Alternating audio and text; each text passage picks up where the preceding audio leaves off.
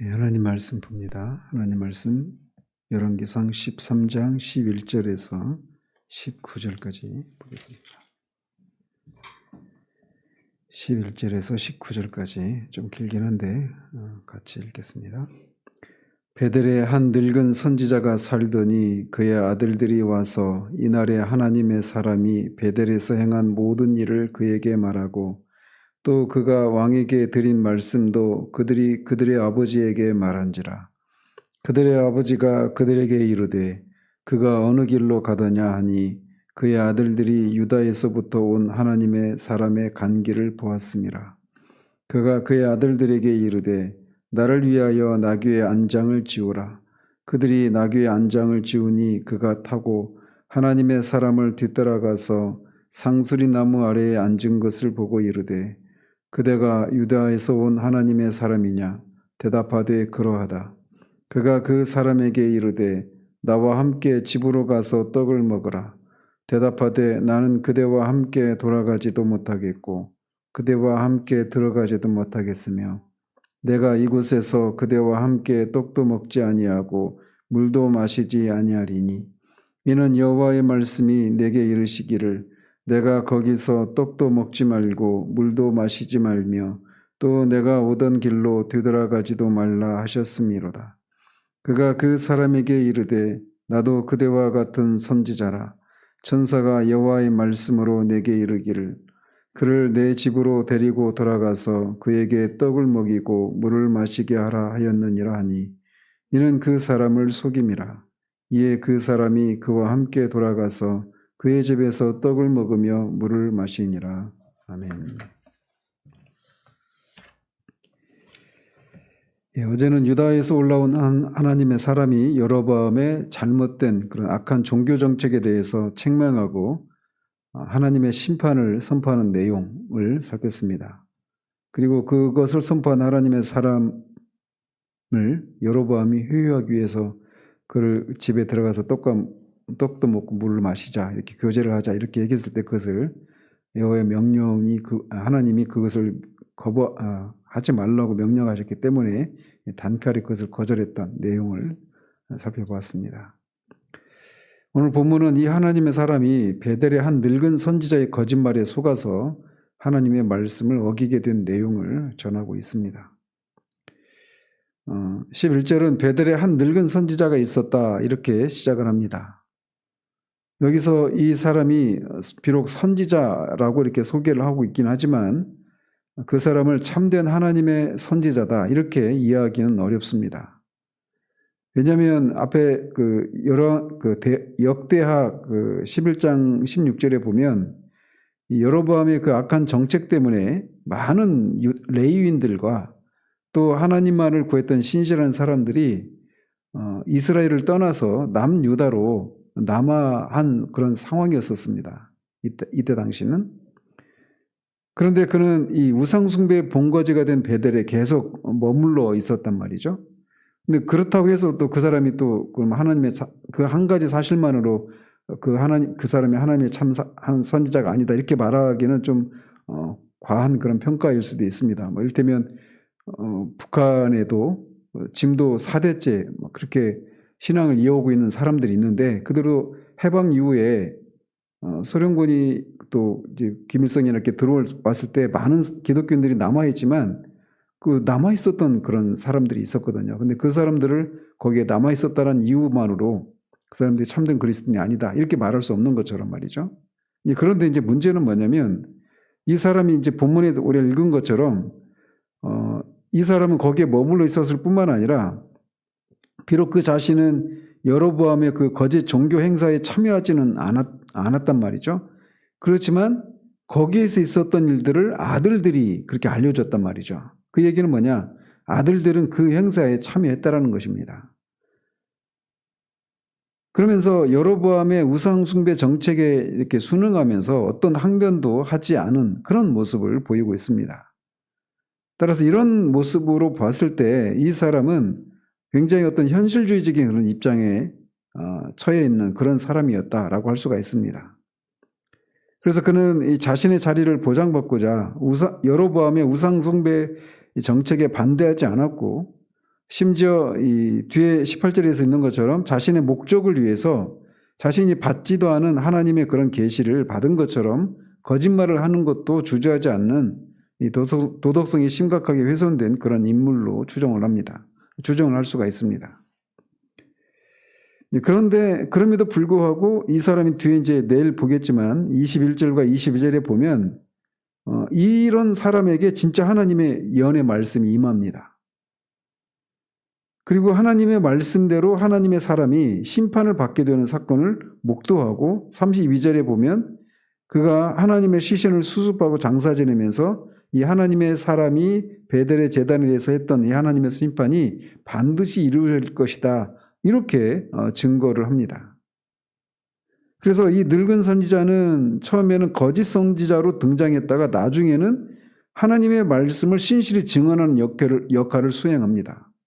그런 반면 이 하나님의 사람은 신실한 종으로 등장했다가 나중에는 하나님의 말씀을 어기고 하나님의 진노를 자처함으로 비참한 죽음을 맞이하게 됩니다. 그래서 이 두 인물의 대조를 통해서 결국 이 장에서 이 13장에서 전달하고 있는 것은 말씀에 대한 순종을 더욱 분명하게 촉구하고 있는 것으로 이렇게 이해할 수가 있습니다. 결국 이 한 사람과 한 국가의 운명은 내가 과거에 어떤 사람이었고 어떤 일을 했는가 이것에 의해서 결정되는 것이 아니라 현재 하나님의 말씀에 순종하느냐 안 하느냐 이것에 달려있다라고 하는 것을 이 두 인물의 이 대조를 통해서 말해주고 있는 겁니다. 그래서 하나님이 이 하나님의 선지자를 하나님의 사람을 통해서 말씀하신 이것이 이 선지자가 하나님의 사람이 그것을 어겼지 않습니까? 어긴 것에 대해서 하나님의 말씀을 어긴 것에 대해서 즉각적으로 하나님 심판이 임하는 하나님의 사람임에도 불구하고 그런 심판이 임하는 것을 이렇게 통해서 이스라엘 전체를 향해서 이제 하나님이 말씀하시는 것입니다. 내 말에 반드시 순종해야 되고 내 입에서 나온 말이 반드시 이루어진다라고 하는 것을 이런 사건을 통해서 이제 보여주고 계신 것입니다. 어쨌든 큰 줄거리를 잡고 이제 하나씩 보면 그에게는 이 아들들이 있었는데 그 하나님의 사람이 베델에 와서 여로보암에게 했던 말 그리고 제단에서 재가 쏟아지는 이런 징조가 나타났던 바로 그날에 이 아들들이 그 장소에 있었고 거기에서 일어났었던 일 그리고 그 하나님의 사람이 했던 일과 그 사람이 여로보암에게 했던 이야기들을 자기 아버지에게 달려와서 얘기를 전합니다. 원문에 따르면 그것을 보고 나서 이 베델의 늙은 선지자의 아들들이 즉각적으로 달려와서 말을 전했다. 이런 뉘앙스가 있습니다. 사실 이 베델에서 일어난 이 사건 자체는 사람들에게 굉장히 충격적인 그런 일이었겠죠. 여러분 손이 막 멀쩡했던 손이 갑자기 말라버리고 제단에서 그런 재가 쏟아지고 그 여로보암을 향해서 아무도 거기에 대해서 항변하는 사람이 아무도 없고 거기에 다 동참해서 참여하고 있는데 한 사람이 나타나서 그렇게 심판을 예고하는 이런 일은 굉장히 충격적인 그런 장면이었죠. 그러다 보니까 이런 일들을 보고 이 아들들은 자기 아버지가 어쨌든 선지자라고 자처하고 있는 사람이었으니까 아마도 이 사건에 대해서 특별한 관심을 가질 것으로 생각하고 지체 없이 달려와서 그 사건을 아버지에게 전달을 했을 것입니다. 따라서 이 아들들이 이렇게 그 사건이 일어난 것을 보자마자 바로 아버지에게 달려와서 그 얘기를 해줬기 때문에 늙은 선지자가 이 하나님의 사람을 쫓아갈 수 있는 그런 시간적인 여유가 그런 것이 가능했었던 것이죠. 그래서 이렇게 아들로부터 소식을 들은 선지자는 그 아들들이 유다에서 온 하나님의 사람이 어디로 갔는지를 보았기 때문에 그가 간 길을 묻고 이제 나귀의 안장을 지우라고 하고 나귀를 타고 하나님의 사람을 쫓아갑니다. 근데 여기서 이제 이 베델의 늙은 선지자가 유다에서 올라온 이 하나님의 사람을 만나려고 한 이유가 무엇인지는 명확하게 드러나지 않습니다. 긍정적인 측면에서 유추해 보자면 유다에서 온 하나님의 사람에게 어떤 동료의식을 느껴서 그와 교제를 나누고자 하는 이런 것도 있을 수도 있습니다. 어쨌든 신실한 사람들, 레위 사람, 이런 지파 사람들이 다 남쪽으로 내려간 상황에서 이런 어쨌든 그렇게 대담하고 하나님의 뜻을 용기 있게 전하는 이 선지자를 향해서 어떤 동료의식을 이렇게 느꼈을 수도 있습니다. 긍정적으로 생각해 보자면. 또는 이 담대하게 하나님의 말씀을 전한 하나님의 사람을 그래서 존경하고 그를 대접하려고 하는 그런 마음도 선한 의도로 그렇게 할 수도 있다. 이렇게 유추해 볼 수도 있어요. 그렇기 때문에 이게 사람들의 심리에는 그런 게 있습니다. 자신은 그렇게 옳은 것이라고 생각하는 거, 옳은 것이 무엇인지는 알아요. 그런데 그렇게 살 용기는 없습니다. 그런데 그렇게 살려면 많은 대가를 치러야 하니까. 그런데 어떤 사람이 그 옳은 것, 자기는 해야 된다는 걸 알지만 그것을 할 수 있는 용기가 없는 상황 가운데 있는데 누군가가 그 일을 용기 있게 살아내는 모습을 볼 때 그 사람을 향한 동경하는 마음, 존경하는 마음이 생깁니다. 그래서 그 사람을 그런 차원에서 그냥 자신은 그렇게 살지 못하면서도 그 사람을 인정하고 대접해 주려고 하는 그런 마음이 인간들의 심리에는 있단 말이죠. 근데 긍정적인 측면에서 보자면 그렇게도 볼 수가 있습니다.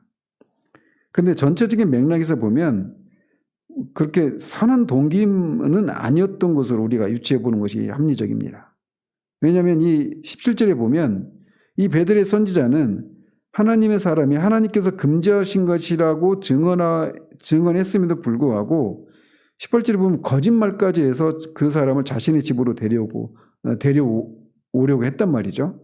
즉 이 사람, 이 늙은 선지자에게는 처음부터 하나님의 말씀에 대한 경외감도 없었고 도덕성이 극히 희박한 그런 인물이었음을 반증해 주고 있단 말이죠. 그렇기 때문에 그는 하나님의 사람을 자신의 집으로 데려온 것이 잘못된 등교에서 시작되었다. 이렇게 보는 것이 적절해 보입니다. 아마 이제 이런 것을 통해서 그는 이 하나님의 사람을 속여서 그에게 식사를 대접함으로써 여로보암 왕도 하지 못한 일을 자신은 해냈다. 이런 것을 통해서 자신의 위상을 강화하려고 했을 것이다. 이렇게 생각해 볼 수가 있습니다. 어제도 봤던 것처럼 여로보암 왕이 그 하나님의 사람을 자신의 집으로 데려와서 식사 교제를 하려고 했는데 그가 단칼에 거절하지 않았습니까? 그런데 이 하나님의 이 늙은 선지자는 그 일에 성공했다면 자신이 여로보암 왕보다도 더 큰 일을 해냈다. 이렇게도 사람들의 평가를 받을 수 있단 말이죠. 그리고 또 여로보암 왕이 그렇게 식사 교제를 통해서 그 하나님의 사람을 회유하려고 했던 것도 이스라엘 향한 하나님의 심판이라고 하는 것을 또 그런 제단에서 재가 쏟아지는 이런 것들도 우연히 일어난 것이고 하나님에 의해서 일어난 것이 아니다. 이런 식으로 그를 회유하려고 했던 것처럼 그런 어떤 회유하고자 하는 그런 마음에서 그를 데려가려고 했던 것으로 보여집니다. 어쨌든 원문에 따르면 베델의 늙은 선지자는 나귀의 안장을 지우자마자 즉시 나귀를 타고 하나님의 사람을 뒤쫓아 갔습니다.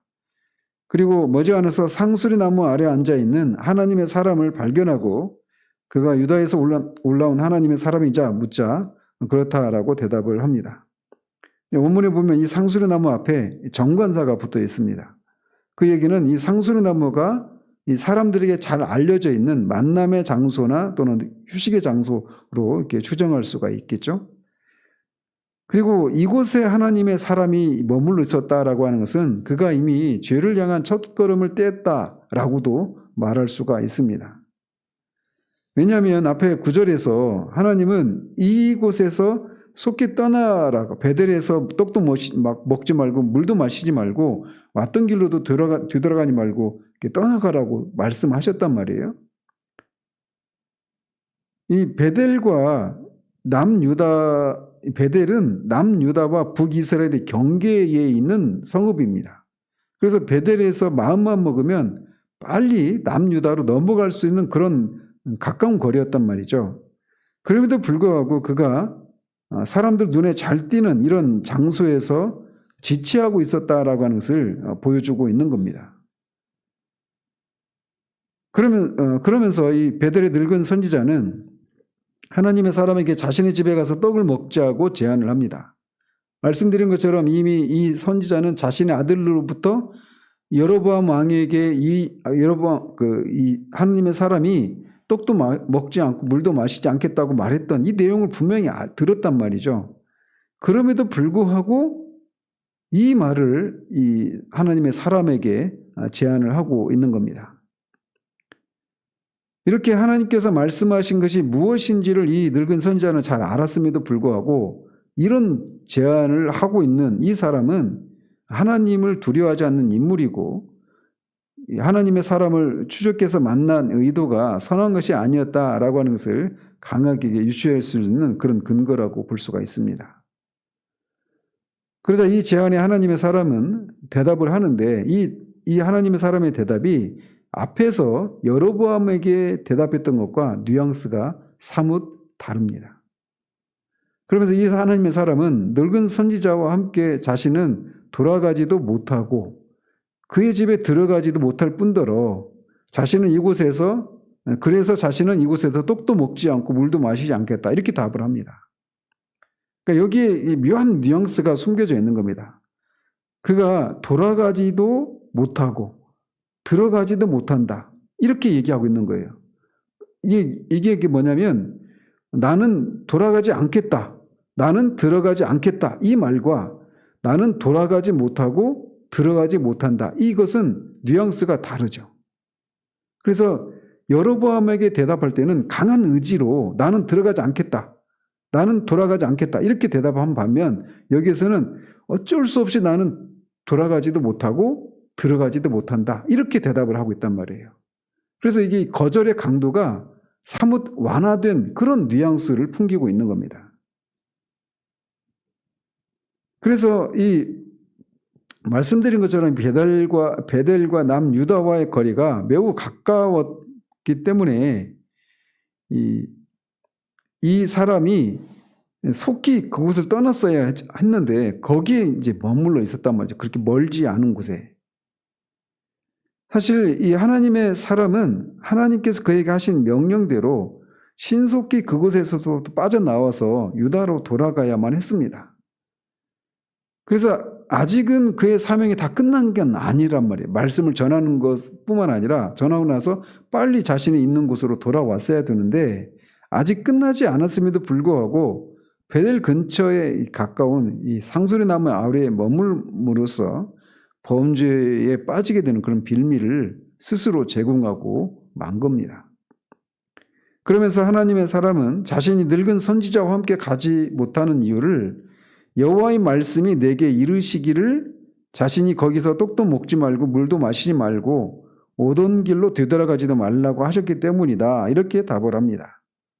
그리고 여기서도 마찬가지예요. 여호와의 말씀이 내게 이르시기를 이런 표현도 여호와의 말씀이 내게 명하셨기 때문에 이렇게 명확하게 하나님이 금지하셨다라고 이렇게 하셨던 것과 이 벌써 거절의 강도가 이렇게 완화된 그런 뉘앙스를 풍기고 있습니다. 이것을 통해서 이 하나님의 사람이 스스로 자신의 의지로 적극적으로 하나님의 명령에 순종하려고 해서 그것을 떡도 먹지 않고 물도 마시지 않겠다 이렇게 대답을 하고 있는 것과는 지금 달라져 있는 그런 모습을 보여주고 있는 겁니다. 그래서 마치 에덴 동산에서 하와가 옛 뱀과의 그런 대화 속에서 하나님이 말씀하신 것을 약간 왜곡시키면서 벌써 이제 그런 틈을 제공했던 것과 비슷한 상황이라고 할 수가 있습니다. 자, 이렇게 처음에 자신의 제안을 한 것에 있게 어쨌든 거절을 당하자 이 늙은 선지자는 그를 이제 거짓말로 속입니다. 자신도 하나님의 사람과 같은 이 선지자인데 천사가 여호와의 말씀으로 자신에게 이르기를 이 하나님의 사람을 네 집으로 데리고 들어가서 떡을 먹이고 물을 마시게 하라라고 말을 했다. 이렇게 속입니다. 이 베델의 늙은 선지자가 자신도 하나님의 사람과 같은 선지자다 이렇게 말한 것은 하나님의 사람의 경계심을 늦추게 하기 위한 거짓 술책이었습니다. 사실 자신도 동일하게 하나님의 소명을 받아서 동일한 선지자 일을 수행하고 있다라고 하는 것을 수행하고 있는 사람이다라고 하는 이 말은 하나님의 사람으로 하여금 쉽게 그 늙은 선지자에게 어떤 동질감을 친밀감을 느끼고 신뢰감을 이렇게 만들어내는 그런 역할을 했을 것입니다. 우리가 이 하나님의 사람의 그 심리 상태를 좀 헤아려 볼 필요가 있는데, 우리가 일반적으로 보면 어떤 큰 일을 치르고 나면 거기에 막 온 마음을 기울이고 에너지를 다 시간과 에너지를 다 쏟아서 어떤 큰 일을 하고 나면 그것이 다 무사히 마치고 나면 어떤 허탈감이 찾아오지 않습니까? 그런 허탈감과 함께 어떤 외로움이 찾아옵니다. 고독감이. 마치 이 뒤에 그 갈멜산에서 850명의 바알과 아세라 제사장들과 이 건곤일척의 영적인 싸움을 싸운 후에 엘리야를 향해서 이세벨이 내가 그 선지자를 죽이기 전까지 내 목도 먹지도 않겠다 이런 말을 들었을 때, 이런 살해 위협을 들었을 때 엘리야가 막 급전직하 떨어지면서 낙심해가지고 하나님 앞에 이제 죽어도 막 죽었으면 좋겠다 이런 얘기를 하지 않습니까? 방금 전까지 불과 사흘 전까지만 해도 그렇게 영적인 싸움을 했던 사람, 그 하나님의 사람이 급전직하 이렇게 떨어져가지고 완전히 죽는 게 차라리 낫겠다 이렇게 낙심한단 말이에요. 그때 바로 그 심리가 그때 작용을 한 것입니다. 이런 모습은 저 같은 게 설교자들에게도 정말 자주 찾아옵니다. 설교를 어쨌든 주일을 지나고 나면 어쨌든 예배를 드리기 위해서 온 그런 성도들을 빈손으로 돌려보낼 수는 없기 때문에 어쨌든 은혜를 끼치고 하나님의 말씀을 통해서 은혜를 끼치고 이런 것에 대한 그런 부담이 늘 작용한단 말이죠. 그러다 보니까 이게 말씀을 전하는 것은 그냥 어떤 외적인 모습만 겨우 한두 시간 말씀을 전하는 이런 정도의 문제가 아니라 거기에는 많은 에너지와 영적인 그런 어떤 그 싸움들 이런 것들이 동반된단 말이죠. 그리고 그런 일을 하고 나면 항상 밀려오는 게 있습니다. 하나님의 선지자와 같이, 하나님의 이 사람들과 같이. 그래서 그 허탈함들과 함께 어떤 그런 고독함, 외로움, 그리고 그것에 대한 어떤 보상, 위로 이런 것들을 원하는 그런 마음이 이게 찾아옵니다. 그래서 많은 경우에 그걸 변명하고 정당화시키려고 말씀을 드리는 것이 아니라 설교자들 중에, 목사들 중에 성적인 스캔들에 휘말리는 경우들이 많이 있죠.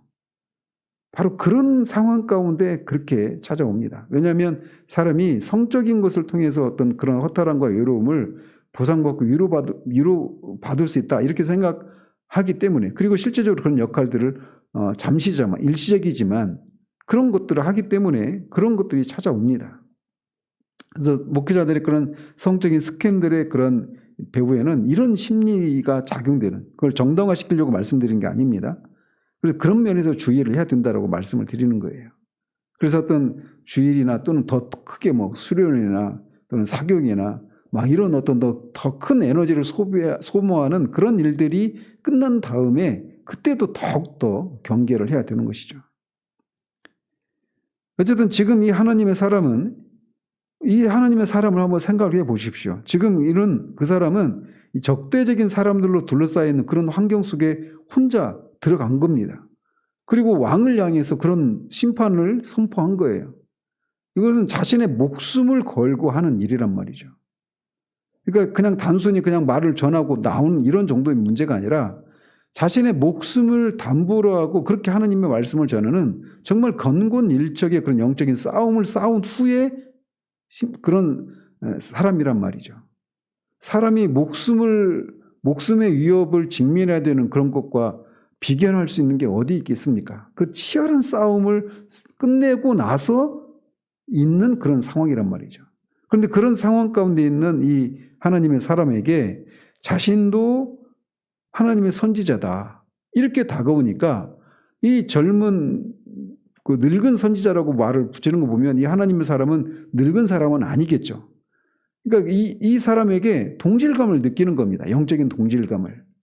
그러면서 자신이 처한 이 영적인 그런 허탈함과 공허함 이런 것들, 그런 것에서 찾아오는 고독함 이것을 충분히 이해해 줄 수 있는, 그리고 그런 어떤 영적인 긴장의 이 삶을 오랜 동안 살아왔을 것으로 보이는 이 늙은 선지자에게 동질감을 느끼는 겁니다.